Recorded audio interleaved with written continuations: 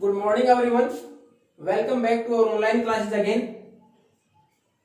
Till now, we have read that there are inequalities in the society and discrimination on the basis of male and female और gender कि हमारे किस प्रकार हमारा भेदभाव होता है। महिलाओं के काम को कोई कीमत नहीं दी जाती क्योंकि वो बाहर काम नहीं करती, पेड नहीं है उस काम के लिए। They are not paid for the work which is done inside the house. जो घर पर काम करते उसके लिए पे नहीं किया जाता, इसलिए वैल्यू भी नहीं समझते उस काम की। जबकि जिम्मेवारी कितनी सारी हैं कि हमारे यहाँ खाना बनाना, कपड़े धोना और साफ सफाई करना घर की, और उसके साथ साथ सिलाई कढ़ाई whatever requirements by the children as well as by the elder ones, उसके साथ बच्चों की देखभाल करना, ये सारी जिम्मेवारियां महिलाओं को, उसके बावजूद उनके साथ बराबर का व्यवहार नहीं होता। अब हमारे पास नेक्स्ट टॉपिक है वुमेन एंड इक्वलिटी। कि महिलाओं के लिए बराबरी का सम्मान दिलाने के लिए, बराबरी का व्यवहार करने के लिए क्या कुछ किया जाए। हमने यही छोड़ा था लास्ट टॉपिक। अब उसमें देखा कि ये इक्वलिटी है, ये कहां तक पॉसिबल है कि हर स्फेयर में दी जाए। Whatever inequalities are there, जो भी असमानताएं हैं, डिस्क्रिमिनेशन है, वो किसी एक महिला के साथ या एक परिवार में नहीं होता। It is at a vast level, बड़े लेवल पर। कहीं भी समाज में, सोसाइटी में चले जाएं, किसी एक घर या एक परिवार की बात नहीं, पूरे समाज में इस प्रकार का भेदभाव होता है। Even at the working places, जहां जहां काम भी होता है, महिलाएं साथ बराबर काम करती हैं, वहां भी they are not treated equally, वहां भी उनके साथ इक्वलिटी का व्यवहार नहीं होता।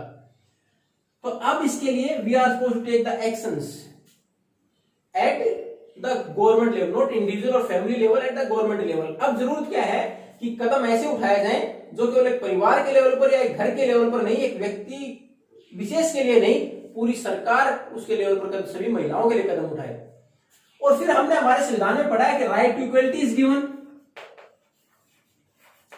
हमारे संविधान में राइट टू इक्वलिटी दिया गया है। According to that there should not be any discrimination on the basis of sex, कि मेल और फीमेल के नाम पर किसी प्रकार का कोई भेदभाव नहीं होना चाहिए। Then our government try to find out on what basis that discrimination is taking place, कि किस आधार पर उनके साथ भेदभाव हो रहा है। What are the conditions, तो क्या कुछ कंडीशंस रहा उनके साथ भेदभाव होता ताकि उसके खिलाफ कोई कदम उठाया जा सके। फिर इसमें सबसे बड़ी चीज आती है कि ज्यादातर बच्चों की देखभाल करना किसकी जिम्मेवारी है, महिलाओं की या फिर लड़कियों की। तो सरकार ने उसके लिए एक व्यवस्था दी, कदम उठाया कि जहां भी ये इस प्रकार की व्यवस्था की जहां 30 से ज्यादा महिलाएं काम करती, in any organisation where more than 30 women are working, जहां 30 ज्यादा महिलाएं काम करती हैं, तो वहां किसकी व्यवस्था दी जाए, क्रेची।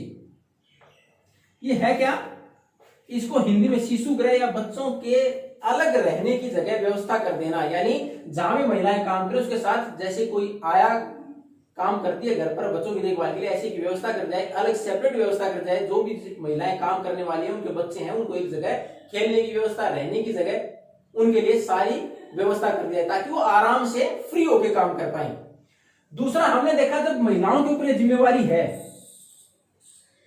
बच्चों की देखभाल की, तो उसमें देखते हैं कि लड़कियां स्कूल भी नहीं जा पाती, क्योंकि अगर माताजी काम करती है तो आगे तो छोटे बच्चों की देखभाल करें, जिम्मेवारी किसकी, लड़कियों की। तो इसकी वजह से उनकी शिक्षा भी प्रभावित होती है। इसके लिए हमारे यहां आंगनबाड़ी की व्यवस्था की गई।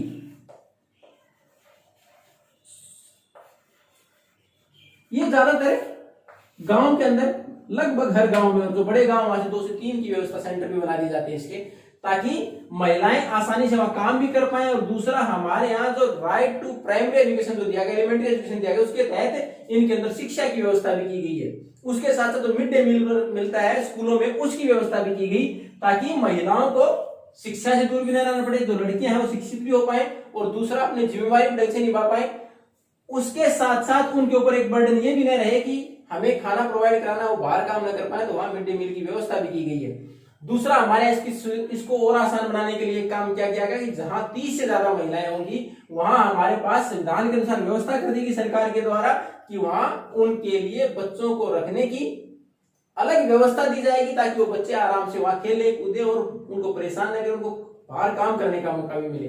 किसी भी संस्था के अंदर जहां 30 से ज्यादा महिलाएं काम करती हो, वहां सरकार के द्वारा कंपल्सरी कर दिया गया, it is mandatory by the government they must have creches, की वहां शिशु गृह हो, यानी उन बच्चों को अलग से खेलने कूदने रहने की व्यवस्था हो ताकि वो महिलाएं आसानी से काम कर पाए और घर पर उनके लिए कोई परेशानी नहीं, और घर पर जो लड़कियां हैं वो स्कूल जा पाए ताकि उनके ऊपर बर्डन न आए उनको रखने का। तो ये हमारे यहाँ महिलाओं के लिए समानता के अवसर को प्रदान करने के लिए सरकार ने व्यवस्था दी। अब हमने जो कंप्लीट लेसन था स्टार्टिंग से उसको पढ़ा कि हमने शुरुआत में देखा था growing up as boys and girls की किस प्रकार लड़के और लड़की जिस प्रकार बड़े होते चले जाते हैं, किस प्रकार उनको अलग अलग व्यवहार सिखाया जाता है, किस प्रकार हमें ये बोला जाता है कि the girls are supposed to speak soft, कि वो विनम्रता से व्यवहार करें। उसके साथ साथ हमने देखा कि मध्य प्रदेश का एग्जाम्पल अगर हमने दिया था उसमें देखा था कि after 5th onwards from 6th standard से हमने देखा there are separate schools for boys and girls, की लड़के और लड़कियों के लिए अलग स्कूल बना दिए गए। उसमें भी लड़कियों को एहसास कराया गया दे रिक्वायर्ड सिक्योरिटी, उनको सुरक्षा की ज्यादा जरूरत है। उसमें देखा उनके लिए प्ले ग्राउंड की जगह एक कोर्ट यार्ड बीच का आंगन तैयार किया, इसमें वो खेले ताकि तो वो सेफ रहे, चारों तरफ ऊंची ऊंची दीवारें। दूसरी तरफ जो लड़कों के लिए प्ले ग्राउंड था इट वॉज वास्ट वन, बड़ा प्ले ग्राउंड और अटैच विद द बिल्डिंग, उस बिल्डिंग के साथ लगता हुआ खुला ग्राउंड जिसमें आसानी से खेल सकते, जबकि लड़कियों को बीच की कोर्ट यार्ड में रखा गया। जब वो स्कूल से निकलती they are supposed to go to the home state, सीधा जाएं, जबकि लड़के बीच में कोई साइकिल की ट्रिक करते हुए, कोई खेलते हुए, कोई गली में आइडल खाली फालतू में खड़े हुए और एंजॉय करते हुए जाते, जबकि लड़कियां सीधी स्कूल से घर। तो इस प्रकार उनको एहसास कराया गया कि लड़कियों को किस प्रकार अपनी सुरक्षा करनी है, किस प्रकार उनको बाकी समाज से बच के रहना है, और उनको सेपरेट व्यवस्थाएं दी गई। शुरू से उनको खिलौने के तौर पर आपने देखा था लड़कियों ज्यादातर they are provided with doll, कि उनको खिलौनों के तौर पर भी गुड़िया लाके दी जाती है, ताकि जबकि लड़का होता है उसको other instruments which make him bold, कि थोड़ा सा उसको साहसी आए, ओपन माइंडेड बनाए कि किस प्रकार बाहर के वातावरण में काम करना है। आइदर विद कार्स, जैसे जो बड़ी गाड़ियां होती है उसके तौर पर कोई उनको टॉयज, या फिर उनको जो हमारे पास राइफल वगैरह या गन्स होती है उसके द्वारा प्रोवाइड, इस प्रकार के खिलौने प्रोवाइड कराए जाते हैं।